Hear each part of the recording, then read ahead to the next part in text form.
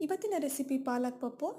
ಇಲ್ಲಿ ಒಂದು ಕುಕ್ಕರ್ಗೆ ನೆನೆಸಿಟ್ಕೊಂಡಿರೋಂತಹ ಬೇಳೆ, ಈರುಳ್ಳಿ, ಹಸಿಮೆಣಸಿನಕಾಯಿ, ಅರಿಶಿಣ ಪುಡಿ, 2 ಚಿಟಿಕೆಯಷ್ಟು ಇಂಗು, 1 ಲೋಟದಷ್ಟು ನೀರು, ರುಚಿಗೆ ತಕ್ಕಷ್ಟು ಉಪ್ಪನ್ನು ಹಾಕಿ ಇಲ್ಲಿ ನಾನು ಒಂದು 3 ವಿಷಲ್ನ ಕೂಗಿಸ್ಕೊತಾ ಇದ್ದೀನಿ. ಇಲ್ಲಿ ನೀಟಾಗಿ ಪಾಲಕ್ ಸೊಪ್ಪನ್ನ ತೊಳೆದು ಹೆಚ್ಚಿಟ್ಕೊತಾ ಇದ್ದೀನಿ. ಒಂದು ಬಾಣಲೆಗೆ ಎಣ್ಣೆ, ಸಾಸಿವೆ, ಜೀರಿಗೆ, ಜಜ್ಜಿಟ್ಕೊಂಡಿರೋಂತಹ ಬೆಳ್ಳುಳ್ಳಿ, ಕರಿಬೇವು, ಈರುಳ್ಳಿ ಹಾಗೆ ಟೊಮ್ಯಾಟೊ, 2 ಬ್ಯಾಡಗಿ ಮೆಣಸಿನ್ಕಾಯಿನ ಹಾಕ್ಕೊಂಡು ಚೆನ್ನಾಗಿ ಫ್ರೈ ಮಾಡಿ, ಇದಾದಮೇಲೆ ಪಾಲಕ್ ಸೊಪ್ಪನ್ನ ಹಾಕ್ಕೊಂಡು ಇದು ಫ್ರೈ ಮಾಡ್ಕೊಂಡ್ಮೇಲೆ ಬೇಳೆ ಮಿಕ್ಸ್ಚರ್ನ ಈ ಥರ ಸ್ಮ್ಯಾಶ್ ಮಾಡಿ ನಾವು ಹಾಕ್ಕೊಬೇಕು. ಹಾಕ್ಕೊಂಡ್ಮೇಲೆ ಇದಕ್ಕೆ ಸ್ವಲ್ಪ ನೀರನ್ನು ಸೇರಿಸಿ ಕುಕ್ಕರ್ಗೆ ಹಾಕ್ಕೊಳ್ಳಿ. ಇದಾದಮೇಲೆ ರುಚಿಗೆ ತಕ್ಕಷ್ಟು ಉಪ್ಪನ್ನು ಹಾಕಿ ಒಂದು ಕುದಿ ಬೇಯಿಸ್ಕೊಳ್ಳಿ. ರುಚಿಯಾದಂತಹ ಪಾಲಕ್ ಪಪ್ಪು ರೆಡಿಯಾಗಿಬಿಡುತ್ತೆ.